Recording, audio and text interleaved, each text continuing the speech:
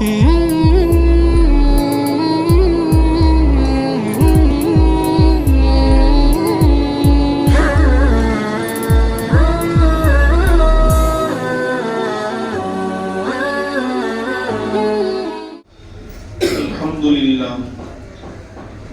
لله كفى وسلام على عباده الذين اصطفى أما بعد فأعوذ بالله من الشيطان الرجيم بسم الله الرحمن الرحيم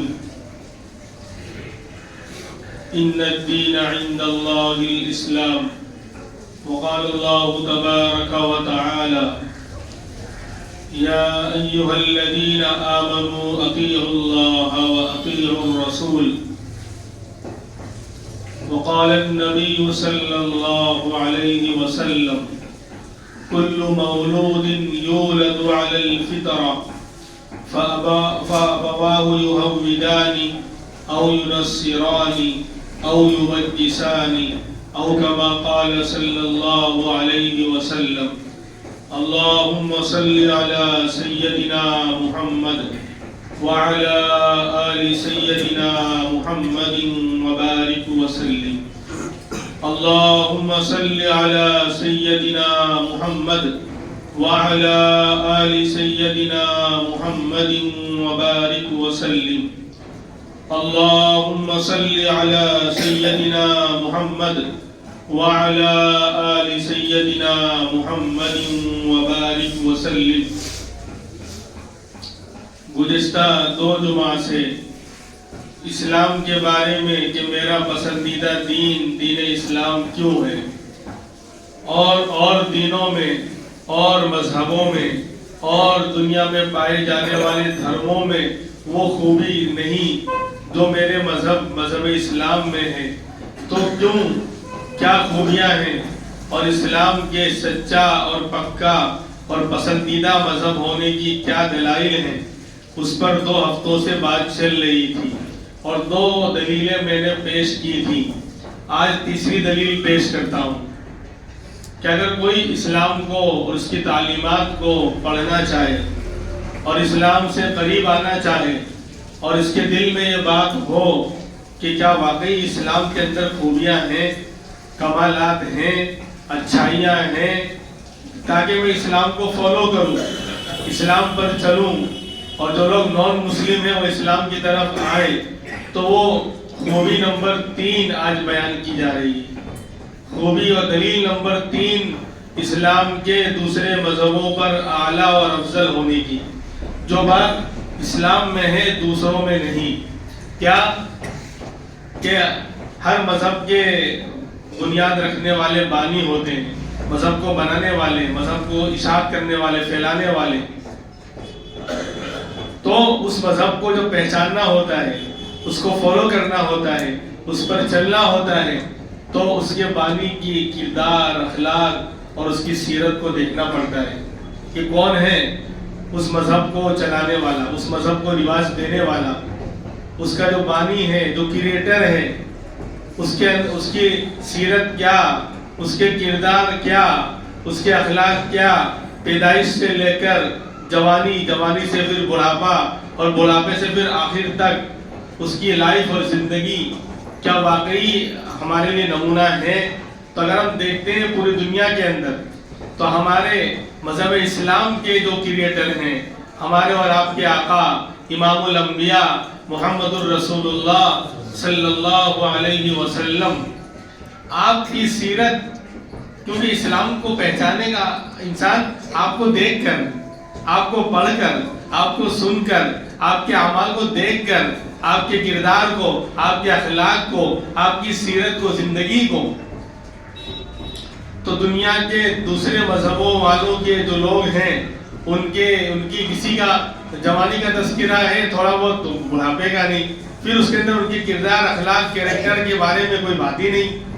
لیکن امام الانبیاء محمد الرسول اللہ صلی اللہ علیہ وسلم کی ذات گرامی دنیا میں واحد یکتا اور اکیلی ذات ہے کہ پیدائش نہیں، پیدائش سے پہلے کے حالات لکھے ہیں، سب کتابوں میں محفوظ ہیں.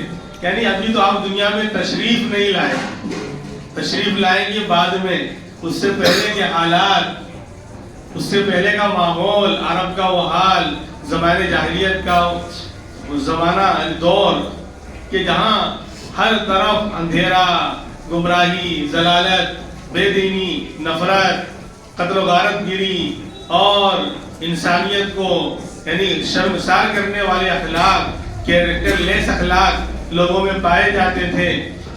ایسے بے دینی کے ماحول میں آپ کی پیدائش ہو رہی ہے۔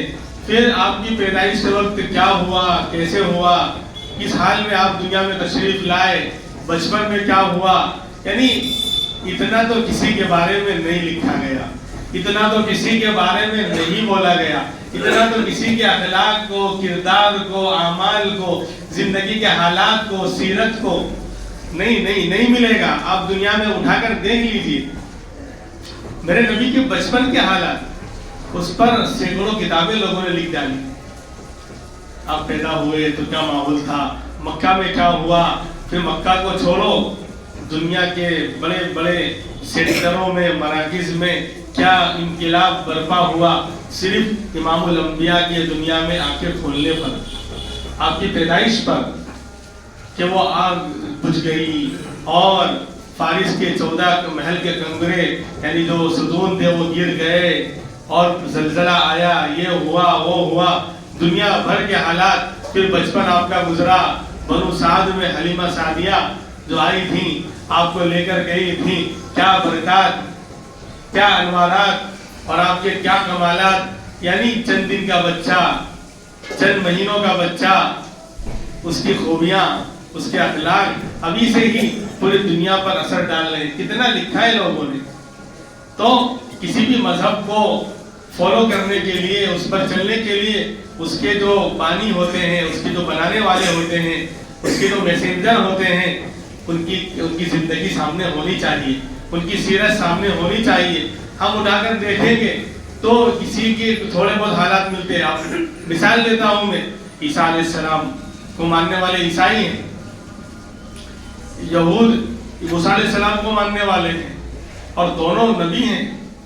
عیسیٰ علیہ السلام بھی اللہ کے نبی ہیں، موسیٰ علیہ السلام بھی اللہ کے نبی ہیں، لیکن یہ لوگ سر پٹک کے مر گئے، عیسائی اور یہودی، لیکن اپنے نبی کی جوانی کے پورے حالات گالی میں، بچپن، لڑکپن اور اس کے بعد پھر نبوت کے بعد کے حالات، پوری زندگی کے حالات نہیں کہہ رہا ہوں، تھوڑے سے 1 سال کے حالات کنٹینیوس لکھ کر بتا دیں، یا لکھا ہوا ان کے پاس ہو تو دکھا دیں، ہے ہی نہیں۔ موسیٰ علیہ السلام کیسے پیدا ہوئے، تھوڑا بہت جو قرآن نے بیان کیا وہی ہے۔ جوان کیسے ہوئے، کیا ہوا، جو قرآن نے تھوڑا بہت نقشہ کھینچا ہے وہی موسیٰ علیہ السلام کے حالات ملتے ہیں۔ آپ یعنی موسیٰ علیہ السلام کی سیرت اور کردار کی کچھ باتیں ملتی ہیں جتنا قرآن نے بیان کیا، باقی ان کے پاس تو کچھ ہے ہی نہیں۔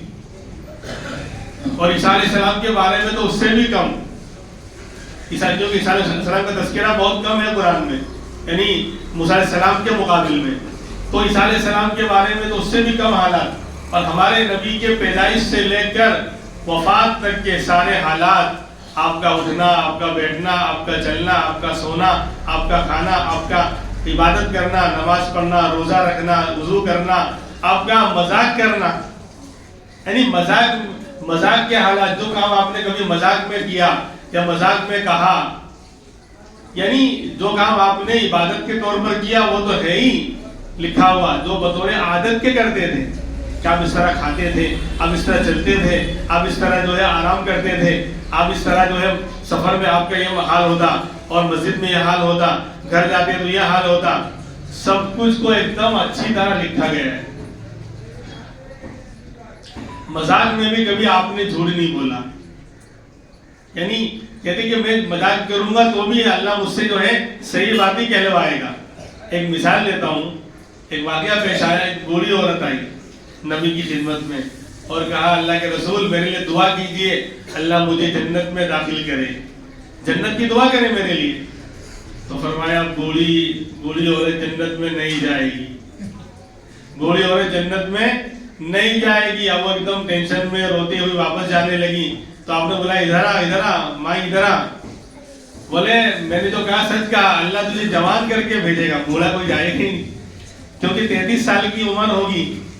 جو لوگ بوڑھے ہو کر مرے ہیں جنت میں جائیں گے تو جوان ہو کر جائیں گے. تو میں نے مذاق میں کہا وہ بھی سچ کہا کہ تو جائے گی جنت میں لیکن بوڑھی ہونے کی حالت میں نہیں جائے گی, اللہ تجھے جوان کر کے بھیجے گا. خیر, تو ایک مثال تھی. تو کسی بھی مذہب کے اعلیٰ اور پسندیدہ ہونے کے لیے ضروری کہ اس کا جو پیغام دینے والا ہے, اس کی جو دعوت دینے والا, اس کا جو بانی ہے, اس کی پوری زندگی, پوری لائف سب کے سامنے ہونی چاہیے. اس کی پھر خالی لائف سامنے نہ ہو, اس لائف کے اندر اس کے کردار, اخلاق اعلیٰ ہوں, عمدہ ہوں, وہ اعلیٰ خاندان کے ہوں, وہ اعلیٰ اشرف خاندان کے ہوں, خاندان پر, ان کی ذات پر کوئی دھبا نبی بننے سے پہلے بھی نہ لگا ہو. اور ہمارے نبی کا حال تو بہت ہی اعلیٰ تھا. یعنی مجھے, آپ فرماتے ہیں کہ مجھے جو ہے سب سے اعلیٰ خاندان, اللہ نے پوری دنیا میں سب سے چنا ہے قریش کو, اور قریش میں سے میرے خاندان کو چنا. یہ میرا خاندان سب سے اعلیٰ تھا, پھر ان میں سے پھر اللہ نے مجھے چنا. تو آپ اشرف الناس, اشرف النسب, اعلیٰ نسب, اعلیٰ خاندان میں آپ پیدا ہوئے. تفسیر کے اندر بات آئی تھی, اقسم بن سیفی رضی اللہ عنہ جو سردار تھے, مدینہ کے باہر تھے, ان کو پتا چلا کہ نبی تشریف لائے ہیں مدینہ منورہ میں, وہ دین کی دعوت دیتے ہیں, اللہ کی طرف بلاتے ہیں. تو انہوں نے اپنے 2 قاصدوں کو بھیجا کہ جاؤ چیک کر کے آؤ کون ہیں, ان کی تعلیم کیا, ان کے اخلاق کیا. 2 لوگ چھپ کر آئے تھے اور نبی سے پوچھا تھا نا, من انتا وما انتا, 2 سوال کیے تھے, آپ کون اور آپ کیا, آپ کون ہیں اور آپ کیا ہیں. یہ چونکہ وہ جو سردار تھے وہ لوگ بہت اعلیٰ قسم کے پڑھے لکھے لوگ تھے, تو فالتو بات نہیں کروائی, خود نہیں آئے بلکہ 2 اپنے یعنی علاقے کے 2 لوگوں کو بھیجا کہ جاؤ نبی کے حالات معلوم کر کے آؤ. تو انہوں نے آ کر آپ سے 2 ہی سوال کیے تھے, من انتا وما انتا, آپ کون اور آپ کیا ہیں. تو جب پوچھا کہ آپ کون, تو کہا میں محمد بن عبداللہ ہوں, بس. اور اگر انسان کے اعلیٰ اخلاق نہیں ہوتے نا, اور دکھلاوا اور گھمنڈ اور تکبر اور برائیاں بھری ہوتی ہیں نا کہ آئی ایم سم تھنگ اور دوسرے لوگ کچھ بھی نہیں ہے, میں سب سے بڑا ہوں, تو آپ کیا کرتے ہیں, میں اور آپ کیا کریں گے, میں یوں ہوں, ہمارے خاندان میں تو یوں تھا, ہمارے باپ دادا جو ہے بادشاہ تھے اور یوں تھے اور ایسے تھے اور ویسے تھے, ڈبل پیسے تھے. میں تو 1 گھنٹے کا پورا جو نسب نامہ گراؤں گا, اپنے کمالات گراؤں گا. اگر انسان کو اپنی عزت جو پیاری ہوتی ہے اور اپنے فالوورز کو, جس آج کل فالوورز میں بڑھ رہے ہیں, تو اگر اپنی ایڈورٹائز کرنی ہوتی ہے, اپنے فالوورز بڑھانے ہوتے ہیں, تو پھر اپنی سیلیبریٹی کرنے کے لیے انسان جو نہیں ہوتا وہ بھی بولتا ہے کہ میں یوں ہوں, میرے خاندان میں یوں تھے. لیکن آپ نے اپنا تعارف کروا تو خالی کیا کہا, محمد ابن عبداللہ, کہ میرا نام محمد صلی اللہ علیہ وسلم. ارے ہوڑ تو ہلنے چاہیے, یعنی تو سب سے بڑا بخل ہے نا کہ نبی کا نام آوے اور ہماری طرف سے سلام و پیام نہ آوے. جب زبان پر نبی کے میرے نام آیا تو میری زبان پر درود و سلام آیا. اس سے یعنی کچھ تو ہم حق ادا کریں. بہرحال تو کہا میرا نام محمد اور میرے ابا کا نام عبداللہ ہے, عبداللہ کا بیٹا ہوں, میرا نام محمد ہے, بس. آگے کوئی تعارف نہیں کروایا. اور پوچھا کہ ما انتا, آپ کیا ہیں, کون ہو تو بتا دیا, اب کیا ہیں آپ, تو کہا میں اللہ کا پیغمبر ہوں, اللہ کی طرف دعوت دیتا ہوں کہ اللہ کو مان لو کامیاب ہو جاؤ گے. اب وہ 2 لوگ جو آئے تھے انہوں نے سنا, اب وہاں سے ہٹ کر اب جو ہے پبلک سے اور لوگوں سے پوچھ رہے ہیں کہ یہ محمد ابن عبداللہ, محمد صلی اللہ علیہ وسلم جو ہیں ان کا خاندان کیسا ہے, کس خاندان سے ہے. تو پھر لوگوں نے جو پھر ان کی خاندان کی خوبیاں گنائی, اعلیٰ اشرف ہونا سب گنایا. اب جا کر انہوں نے جب اپنے سردار کو ساری باتیں بتائیں تو وہ واقعی آپ کا گرویدہ ہو گیا کہ واقعی آپ اپنی طرف دعوت نہیں دے رہے ہیں, اللہ کی طرف بلا رہے ہیں. اگر اپنی سیلیبریٹی ہوتی, اپنی عزت اور اپنا مقام ہوتا, اپنے فالوورز کو پیدا کرنا ہوتا تو آدمی اپنی تعریف کرتا. لیکن آپ نے خالی اپنا نام لیا اور اپنے ابا کا, آگے دادا کا نام بھی نہیں لیا. حالانکہ عرب لوگ خاندان کے خاندان پورا یاد رکھتے ہیں, نسب نامہ پورا اوپر کی پشت تک سینکڑوں تک یاد رکھتے ہیں وہ. ارے جانوروں کے نام یاد رکھتے ہیں، یہ تو انسان ہے. جو گھوڑا پالتے ہیں، جانور پالتے تھے، تو یہ ہمارے نام رکھتے ہیں، یہ ہیرا ہے، اس کا ابا موتی تھا، اس کا ابا جو ہے یہ فلاں تھا اور فلاں تھا. تو ان کے یہاں بھی گھوڑوں کے نسب نامے یاد رکھتے تھے وہ. پشتا کہ ہمارے سپر دادا کے بھی تو سپر دادا تھے نا، وہ ایک گھوڑا لے کر آئے تھے، اس کی نسل کا یہ 58واں گھوڑا ہے یہ، اور اس کا نام یوں، اس کا نام یوں، اس کا نام، اس کا ابا کا نام یہ، اس کا ابا کا نام یہ، پورا ان کو یاد ہوتا تھا. تو جب جانوروں کے نام ان کو یاد دیتے تو نسب میں آپ نے کچھ نہیں گنایا، تو وہ تو سمجھ گیا کہ نہیں واقعی آپ سچے ہیں. اور جب اللہ کو کیا ہے آپ، تو اس وقت آپ نے اپنا تعارف کروایا کہ میں اللہ کا نبی ہوں، رسول اللہ ہوں، پیغمبر ہوں، اللہ کی طرف دعوت دیتا ہوں. تو اس نے کہا کہ ہاں آپ اعلیٰ کردار کے ہیں، آپ کے اخلاق اعلیٰ ہیں، اپنی کوئی تعریف نہیں، اپنا کوئی زیادہ تعارف نہیں، بلکہ تعارف کروایا تو اللہ کا پیغمبر ہوں، میرا کچھ نہیں ہے، اللہ کی طرف سے اللہ کا پیغام لے کر آیا ہوں، کلمے کی دعوت لے کر آیا ہوں، ایمان کی دعوت لے کر آیا ہوں. تو فوراً وہ سردار پورے خاندان اور قبیلے کے ساتھ مسلمان ہو گئے، اسلام میں داخل ہوئے. تو بہرحال تیسری دلیل میں پیش کر رہا تھا اسلام کے اعلیٰ ہونے کی، اسلام کے پسندیدہ ہونے کی. کیا کہ اسلام کے بانی اور اسلام کے پیغمبر اور داعی کو دیکھ لو کہ آپ کی زندگی کا ہر پہلو محفوظ ہے. یعنی عجیب عجیب آپ کے بال مبارک چہرے کے اوپر کتابیں لکھی ہیں،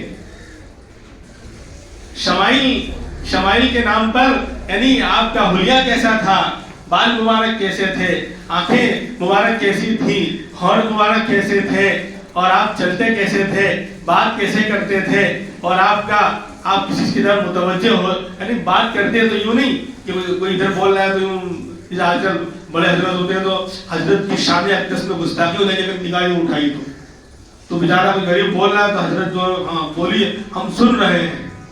میرے نبی کا حال یہ نہیں تھا، بلکہ جب بات کرتے، کوئی بات کرتا تو اس کی طرف پورے متوجہ ہوتے، اور جب تک وہ بولتا رہتا اپنی رودات، اپنی فریاد آپ اطمینان سے سنتے. تو ہر کوئی کیا سمجھتا کہ مجھ کو چاہتے ہیں، جس نے دیکھا وہی آپ کا ہو گیا، جو نبی سے میرے آشنا ہو گیا اس کا دل آئینہ ہو گیا. یعنی نبی کو جو پہچاننے والا بن جائے گا، نبی کو واقعی جو خالی پہچاننے والا، ابھی تو زندگی میں آپ کی سیرت کو اپنایا نہیں، آپ کی سنت کو، طریقے کو، خالی نبی کو حقیقی معنی میں پہچاننے والا بن گیا، نبی سے سچی محبت کرنے والا بن گیا، اس کا دل آئینہ ہو گیا. دل ہی اس کا اللہ ایک دم صاف شفاف آئینے کی طرح بنا دیں گے. تو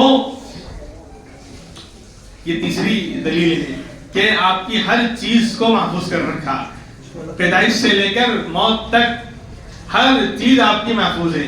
اور پھر ہر چیز محفوظ ہے، پھر آپ کی کردار اور اخلاق کو دیکھو، اتنے اعلیٰ، اتنے بہترین کہ آپ نے جو ہے، انس بن مالک رضی اللہ عنہ فرماتے ہیں میرے امام الانبیاء محمد الرسول اللہ صلی اللہ علیہ وسلم کی خدمت 10 سال کی عمر تھی. 10 سال میں میری والدہ نبی کی خدمت میں لے کر آئی ام سلیم رضی اللہ عنہ کہ اللہ کے رسول یہ میرا بچہ انس آپ کی خدمت کرے گا. 10 سال کا بچہ، اس کو کیا سمجھ ہوتی ہے. فرماتے ہیں انس بن مالک کہ 10 سال کی عمر میں آیا تھا اور 10 سال نبی کے ساتھ رہا، آپ کی صحبت میں رہا، آپ کی خدمت میں رہا. آپ مجھے کوئی کام کے لیے بھیجتے کہ انس یہ لے کر آؤ، میں جاتا بچوں میں کھیلنے لگ جاتا، بھول جاتا کہ آپ نے مجھے کچھ لانے کے لیے بھیجا ہے، بچوں میں کھیلنے لگ جاتا. آپ انتظار کرتے، پھر باہر نکل کر خود آتے اور دیکھتے تو میں کھیل رہا ہوتا. تو کہا انس تم کو کسی کام سے بھیجا تھا؟ بولا اللہ کے رسول میں تو بھول گیا. واللہ ما ضربنی ولا قہرنی ولا زجرنی قط، خدا کی قسم کبھی نبی نے مجھے نہ ڈانٹا، نہ چھڑکا، نہ مارا، کبھی ڈانٹا اف تک نہیں کہا. تمہیں کیا کیا؟ میں انتظار میں بیٹھا ہوں. نہیں، آپ آتے اور کہتے ہیں مسکرا کر چلے جاتے، تمہیں شرم سے پانی ہو جاتا. تو بہرحال اللہ کے رسول صلی اللہ علیہ وسلم کے اخلاق، ایسے اخلاق کسی کے نہیں ملیں گے. تو اگر اسلام کی سچائی کو پہچاننا ہے تو دلیل نمبر 3 کے اسلام کے جو پیغمبر ہیں، جو داعی ہیں اور جو میسنجر ہیں، ان کے اخلاق اور کردار اور سیرت سب محفوظ ہے. ایک تو اعلیٰ درجے کے اخلاق ہیں، اعلیٰ درجے کی سیرت ہے آپ کی، اور پھر سب پیدائش سے لے کے موت تک سب کتابوں میں محفوظ ہیں. دنیا میں نہ عیسیٰ علیہ السلام کی سیرت محفوظ، نہ موسیٰ علیہ السلام، نہ کسی نبی، اور نبی کو چھوڑو جو دوسرے مذہب والے ہیں، جو باطل مذہب کے ہیں، گوتم بدھ مذہب کے بانی ہیں، ان کی زندگی کا ہر نمونہ، ہر پہلو سامنے نہیں ہے. کچھ حالات ملتے ہیں، پیدا کیسے ہوئے، کیا ہوا، زندگی پیدائش کے وقت ہی کیا کردار تھے، کیا اخلاق تھے، کچھ نہیں ملتا زیادہ. اور پھر اس طرح کے اعلیٰ اخلاق، اعلیٰ کردار وہ تو کسی کا تھا ہی نہیں. تو تیسری دلیل یہ ہوئی. اب میں آگے بڑھتا ہوں. دلیل نمبر 4، میرا پسندیدہ دین دین اسلام کیوں؟ دوسرے مذہب میں وہ بات نہیں جو اسلام میں ہے. دلیل نمبر 4، کمال نمبر 4، خوبی نمبر 4، اسلام دین فطرت ہے. اسلام ابھی سمجھ میں نہیں آیا، سمجھاؤں انشاءاللہ. اسلام دین فطرت ہے. اس انسان کی طبیعت اور فطرت کے مطابق اللہ نے اس مذہب کو دنیا میں اتارا ہے. دیکھو، کوئی بھی مسئلہ پیش آتا ہے تو اسلام کی تعلیم یہ ہے کہ جو جانکار لوگ ہیں، عالم ہیں، مفتی ہیں، ان سے رجوع کرنا چاہیے کہ یہ جائز کہ ناجائز، اس کو کروں کہ نہ کروں، حلال کہ حرام، یہ تعلیم ہے برابر. لیکن اگر دل میں ایمان کی چنگاری ہے، فطرت صحیح ہے، ہم نے اپنی طبیعت اور فطرت کو بگاڑا نہیں گناہوں کی وجہ سے، اور فطرت انسانیت پر ہم باقی ہیں، اور ہمیں کوئی مسئلہ پیش آیا تو ہم پوچھیں گے تو صحیح مفتی صاحب سے، مولانا صاحب سے، لیکن ہمارا دل بھی ہم کو متوجہ کرے گا کہ یار یہ غلط کرنے جا رہا ہوں، یار یہ صحیح نہیں ہو رہی، یار یہ شاید یہ غلط ہے. یعنی اسلام میں تو ہے ہی وہ غلط. مفتی صاحب تو بتائیں گے بعد میں، مولانا صاحب تو بعد میں کہیں گے ہی قرآن کی حدیث کی روشنی میں کہ بھائی یہ ناجائز ہے، حرام ہے. لیکن اگر دل کی طرف شرط یہ ہے کہ دل کو اس نے برباد نہ کیا ہو گناہوں کی وجہ سے، اگر فطرت پر اور انسانی طبیعت پر اگر دل اور دماغ اس کا باقی ہے تو دل میں اگر وہ پوچھے گا نا اپنے دل سے، آپ فرماتے ہیں استفتی قلبک فإنہ یفتیک، کہ فتویٰ پوچھنا ہے اپنے دل سے پوچھ، وہ تجھے فتویٰ دے گا، وہ بڑا مفتی ہے. اس لیے جانکار لوگ اگر بے دین ہوتے ہیں، جانکار لوگ زیادہ گناہ کرتے ہیں، وہ تو بے دین ہوتے ہیں. دین اگر نہیں ہوتا نا اندر تو جانتے ہیں، پھر بھی بولے پوچھنے جائیں گے تو بول دیں گے حرام ہے، پوچھنے ہی نہیں، کرتے رہو. دل میں تو ہے، دل تو 10 مرتبہ کہہ رہا ہے کہ تو غلط کر رہا ہے، لیکن بولے پوچھنے جائیں گے تو پھر تو ماننا پڑے گا یار، بولے پوچھنے ہی نہیں ہے، مت جانا پوچھنے.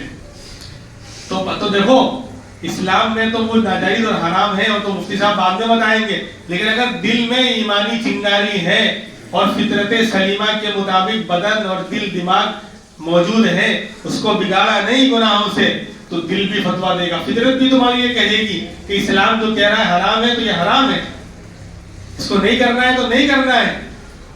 تو اسلام دین فطرت ہے.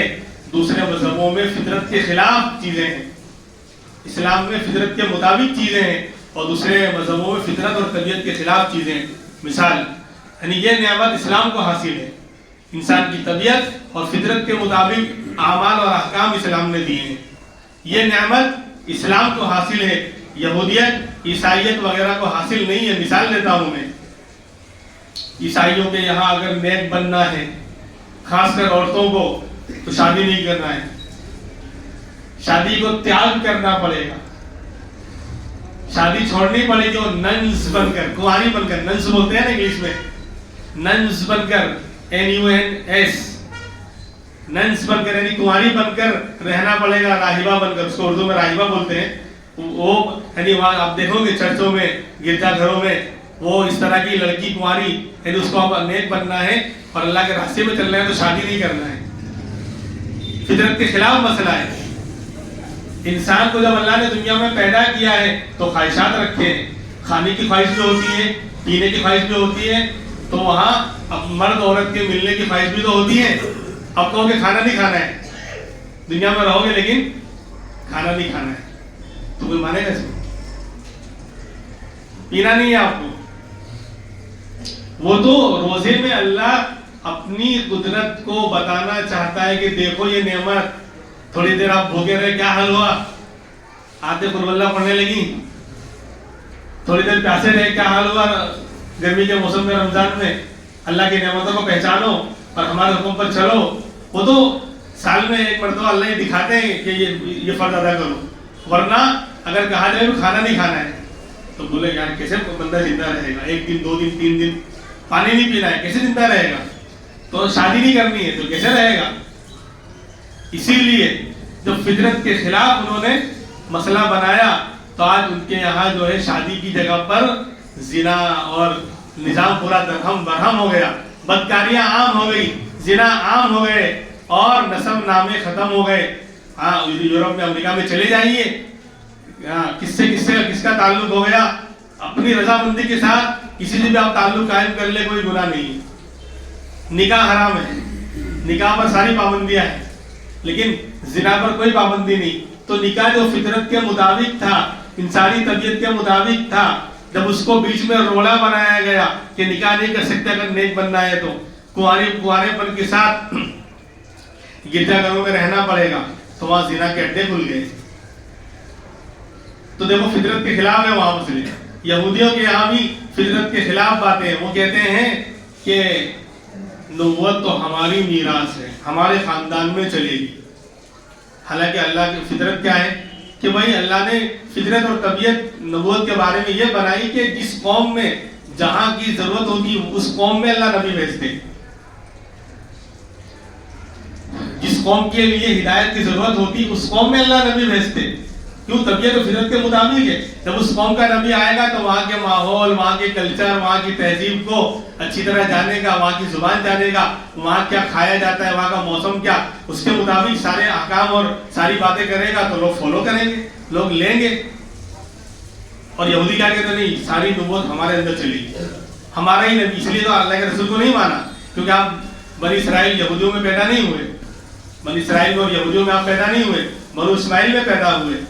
تو یہ بھی فطرت کے خلاف ہے کہ یہ آپ نے فطرت کے خلاف مسئلہ کیسے بیان کر دیا کہ نبوت ہماری میراث ہے, ہمارے اندر ہی چلے گی. نبی جو آئے گا یہودیوں کے اندر ہی پیدا ہوگا, اس کے علاوہ نہیں ہو سکتا. تو وہ فطرت کے خلاف بات ہے. ہندوؤں میں فطرت کے خلاف بات کیا تھی؟ اگر شوہر کا انتقال ہو گیا, اب تو خیر وہ پرمپرا دھیرے دھیرے ختم ہو رہی ہے, تو ستی ہونا پڑے گا. اس عورت کو زندہ رہنے کا حق نہیں, اس عورت کو زندہ رہنے کا حق نہیں, بلکہ اس کی چتا کے ساتھ اس کے یعنی جلانے کے ساتھ اس کو بھی جل جانا پڑے گا. جو بھائی وہ مارا ہے اس کو کیوں مار رہے ہو؟ اس کی اپنی زندگی نہیں, اس کی اپنی لائف نہیں, یہ بدن الگ ہے, جسم الگ ہے. دنیا میں اللہ نے اس کو بھی بھیجا ہے, اس مرد کو بھی بھیجا تھا, اس کا وقت تو پورا ہو گیا, مر گیا, یہ تو بھی زندہ ہے, اس کو کیوں مار رہے ہو؟ فطرت کے خلاف ہے کہ نہیں؟ اور ہمارے یہاں یہ شادی کر سکتی ہے, عدت گزارنے کے بعد عورت بیوہ ہو گئی, تو ہم نہیں کر رہے ہیں. مسلمانوں کا معاشرہ فطرت کے خلاف ہے, اسلامی فطرت کے خلاف ہے. اسی لیے ہمارے یہاں بھی تباہ کاریاں, کنواری لڑکی سے زیادہ اگر جوانی میں عورت بیوہ ہو جائے اور اس کی شادی نہ کی جاوے, یہ زیادہ خطرناک ہے. اس سے جو برائیاں پھیلے گی نا وہ کنواری لڑکی سے نہیں پھیلیں گی. اس کا مطلب یہ نہیں کہ رہے کنواریوں کی شادی نہیں کرنی چاہیے, ملکی بھی ہو اور بیواؤں کا بھی انتظام ہو. اسلام دین فطرت ہے. کیوں؟ شوہر کا انتقال ہو گیا تو کیا اس کی ضرورت نہیں ہے؟ اس کا کھانا پینا خواہشات اس کی نہیں ہے؟ بیوہ ہوگی تو کیا ہوگا؟ تو یہ اسلام دین فطرت ہے کہ نہیں, اس کی شادی ہوگی. ایسے ہی بدھ مذہب کے یہاں جو بدھ دھرم کے ماننے والے ہیں, اگر ان کو اللہ تک پہنچنا ہے پورا سماج سوسائٹی چھوڑ کر رہبانیت اختیار کرنی پڑے گی. جنگلوں میں نکل پڑتے ہیں نا پیدل ہی, ننگے پیر ہی, یعنی اپنا سماج لوگوں کو چھوڑ کر آبادی سے الگ جا کر جنگلوں میں رہنا پڑے گا. تو یہ فطرت کے خلاف نہیں ہے. انسان بنا کر اللہ نے پیدا کیا, جانور تھوڑی بنا ہے. جانور جنگلوں میں رہتے ہیں, جانور جنگل میں رہتے ہیں, انسان تھوڑی جنگل میں رہتے ہیں. جانوروں کی خواہشات جنگلوں میں پوری ہوتی ہیں, انسانوں کی پوری نہیں ہوتی. کھانے پینے کا مسئلہ جانوروں کا جنگل میں پورا ہوتا ہے, انسانوں کا پورا نہیں ہوتا. تو ان کے یہاں یہ فطرت کے خلاف ہے. کتنی مثالیں میں دوں. تو اسلام دین فطرت ہے، یعنی انسان کو جس فطرت پر، جس طبیعت پر اللہ نے پیدا کیا ہے اس سے میچ کھاتا ہے اسلام کا حکم، اسلام کی تعلیمات. کہ کھانے پینے کو اسلام منع نہیں کرتا، خواہشات پورا کرنے کو منع نہیں کرتا، لیکن کیا کہتا ہے؟ حلال طریقے پہ کرو. کھانا کمانا بھی حلال طریقے پر ہو، کھانا بھی حلال ہو، پینا بھی حلال ہو، اور شادی بیاہ کا مسئلہ بھی حلال طریقے پر ہو. اپنی خواہش پوری کرنا ہے نکاح کرو اور اپنی خواہش پوری کرو. بلکہ باقاعدہ اللہ کے رسول نے اس کی کیا کہتے ہیں اہمیت دلائی ہے نکاح کی. تو اسلام دین فطرت ہے، اسلام دین فطرت ہے. یہ چوتھی دلیل ہوئی. پانچویں دلیل کہ اسلامی تعلیمات عام اور سادہ ہیں. دنیا کے مذاہب میں جو ان کی پریئرز ہیں، عبادات ہیں، ان کے جو احکام ہیں، ان کے جو اعمال ہیں، بہت سے بہت مشکل اور ٹف ہیں. دوسرے مذہبوں میں ابھی مثال دوں گا میں، ان کے جو اعمال اور پریئرز جو عبادات وہ کرتے ہیں وہ بہت مشکل اور ٹف ہیں. اور اسلامی جو تعلیمات ہیں، اسلام کی جو عبادتیں ہیں بہت آسان اور سادہ ہیں. ہر کوئی شہری، دیہاتی، جنگل کا رہنے والا، لکھا پڑھا لکھا، بے پڑھا لکھا، چھوٹا بڑا، ہر کوئی سمجھ سکتا ہے. دیکھو ہم مثال دیتے ہیں، جہاں تک بات چلے گی وہاں تک چلائیں گے، پھر آئندہ دیکھیں گے انشاءاللہ. نماز پڑھنے کے لیے بندہ پہلے وضو کرتا ہے، تو وضو میں کیا کرنا ہے؟ کوئی الگ سے کوئی چیز بتائی کیا؟ ہاتھ کو تو دھوتا ہی ہے نا. کوئی چہرہ اور ہاتھ کو تو بندہ دھوتا ہی ہے. صبح شام کام کر کے جب دھول مٹی لگتی ہے، کہیں باہر سے آتا ہے تو ہاتھ کو دھوتا ہے کہ نہیں دھوتا ہے؟ تو اسی فطرت کے مطابق وضو کرنے کا حکم دیا کہ ایسے بھی آدمی ہاتھ یہ تو کھولتے ہی ہے، ہاتھ کو دھونے کے لیے آستین چڑھاتے ہی ہے نہیں چڑھاتا ہے. تو آپ چہرہ دھو لو، ہاتھ دھو لو، سر کا مسا کر لو، پاؤں دھو لو. تو آپ جو 4 فرائض ہیں وہ کام تو میں روزانہ کرتا ہوں، اس میں کون سی ٹریننگ لینے کی ضرورت ہے؟ لیکن افسوس کی بات کیا کہ وہ بھی نہیں آتا ہے. سے جو کام میں ہاتھ منہ دھونے کا روزانہ یعنی وضو کے علاوہ بھی کرتا ہوں، لیکن وضو میں کیسے کرنا ہے تھوڑا سا توجہ اور دھیان دینے کی ضرورت تھی. آج مسلمان اتنا گر گیا کہ تھوڑی توجہ دے کر صحیح وضو بھی نہیں کر پا رہے. لیکن ہے کوئی مشکل؟ سادہ ہے نا، تعلیمات سادہ ہے.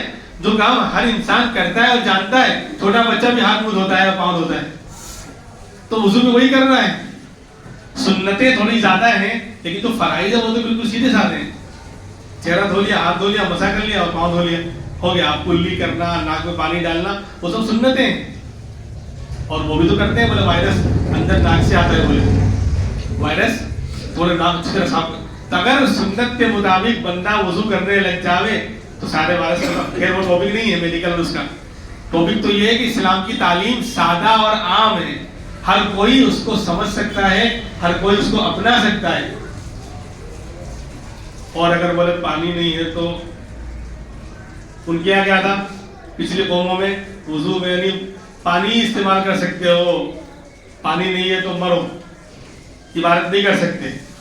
تب ہو گیا معاملہ یہودیوں کے یہاں، عیسائیوں کے یہاں، اور اس سے پہلے تو مذاہب تھے. تیمم کی خصوصیت اس امت کی ہے کہ اگر پانی نہیں تو مٹی تمہارے لیے پاکی کا ذریعہ ہے.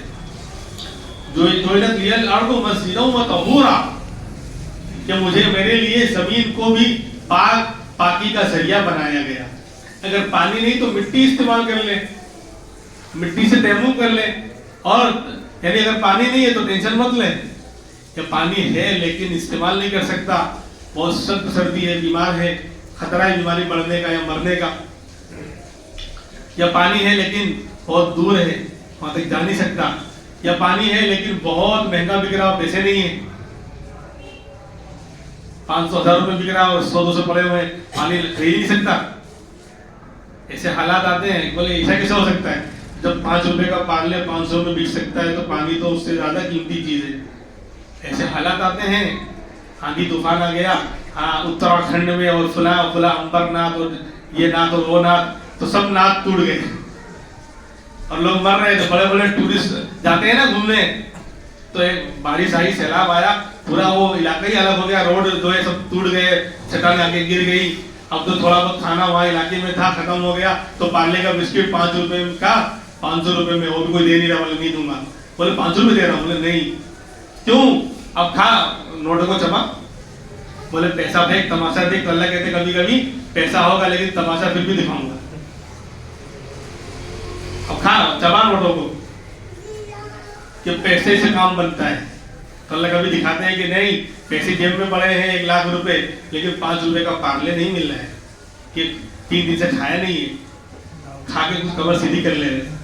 خیر تو مٹی کو اللہ نے جو ہے پاکی کا ذریعہ بنایا, آسانی ہوئی نہیں ہمارے, ان کے یہاں نہیں پانی استعمال کر سکتے ہیں, نہیں ہے تو عبادت نہیں کر سکتے, گئی عبادت نماز نہیں پڑھ سکتے ان کے یہاں پچھلے قوموں میں. ہمارے یہاں مٹی سے تیمم کر لے, اور تیمم کرنے کا مطلب بھول بننا نہیں ہے.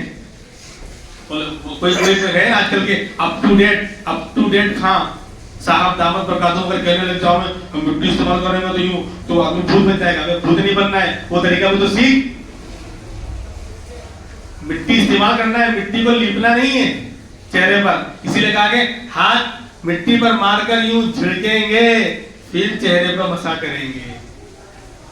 بھول نہیں بننا ہے کہ پہلے کچھ اور نظر آ رہا تھا, جب مٹی سے تیمم کیا تو اب لوگ دیکھ کے بھاگ رہے ہیں. تو پہلے تعلیم سیکھو, معلوم کرو, پھر آگے اسلام پر اعتراض کرنا. مسلمان بن کر مسلمان میں اعتراض کرتا ہے. بولا ابھی آپ فطرت کی بات کر رہے تھے, تو کوئی انسان کی طبیعت مٹی کو لپتی ہے کیا؟ تو لیپنے کو کون بول رہا ہے؟ تیمم کا مطلب لیپنا نہیں ہے. اسی لیے مٹی کے اوپر تیمم ہوتا ہے. فتویٰ مسئلے کا تو درس نہیں چل رہا ہے نا, پھر بھی بات آ گئی تو کہہ دوں. مٹی پر تیمم ہوتا ہے لیکن لوہے پر اور اسٹیل پر تیمم نہیں ہوتا. لیکن ہو سکتا ہے اگر مؤذن صاحب یا جو صفائی کرتے ہیں ایک ہفتہ صفائی نہ کریں, تھوڑی دھول مٹی اس پہ جم گئی ہے اور کہیں اور جگہ نہیں ہے مٹی کی, تو اس پر ہاتھ مار کر بھی تیمم ہو جائے گا. تو کہاں لیپنا ہے؟ مٹی تھوڑی بہت لگ گئی اسی چہرے پر, یعنی مٹی پر ہاتھ مارنا ہے. تو اگر مٹی اس کے اوپر جمی ہوئی تھی, چاہے اسٹیل کا ہے لوہے کا ہے, تو یہ دین فطرت ہے, یعنی آسان, کہ ہماری جو تعلیمات ہے اسلام کی وہ آسان ہے. دوسرے مذہب میں یہ تعلیمات نہیں ہے. یہ وضو کا مسئلہ ہوا, اب نماز پڑھنا ہے, تو دیکھو اب نماز پڑھنا ہے, اب صحیح میں نماز پڑھنا ہے, آگے بیان نہیں کرنا ہے, اب نماز ہی پڑھنا ہے کیونکہ ٹائم ہو چکا. انشاءاللہ آگے بتائیں گے کہ اسلام کی تعلیمات بالکل آسان اور عام ہے, کوئی مشکل کے اندر ہمیں نہیں ڈالا گیا. یہ 5ویں کون سی دلیل ہے؟ چوتھی ہے 5ویں ہے. ارے 2 ہفتوں سے پہلے جو چل رہا ہے اسٹیپ بائی اسٹیپ چل رہا ہے, پارٹ 1 پارٹ 2 اینڈ پارٹ 3 آج ہو رہا ہے. آپ اس کو دیکھیں, بیان کریں, سینڈ کریں, بتائیں کہ اسلام کے اندر اگر کوئی عقل کے اعتبار سے بھی سمجھنا چاہتا ہے اسلام کو تو موسٹ ویلکم, بہت ایزی ہے, بہت آسان ہے, آپ سمجھ سکتے ہیں. غیر سمجھنا چاہے سمجھ سکتے ہیں. دوسرے دھرم والوں, یعنی میں نے دونوں کا تقابل کیا ہے. دیکھو انشاءاللہ آئندہ ہفتے شاید پورا کرنا پڑے گا, پورا تو نہیں ہوگا لیکن کرنا پڑے گا, تاکہ سیزن والا مسئلہ کوئی نہ آ جائے. سیزن والی بات آ جائے گی تو پھر چھوڑنا پڑتا ہے. اللہ تبارک و تعالی ہمیں عمل کرنے کی توفیق عطا فرمائے. وآخر دعوانا الحمدللہ رب العالمین.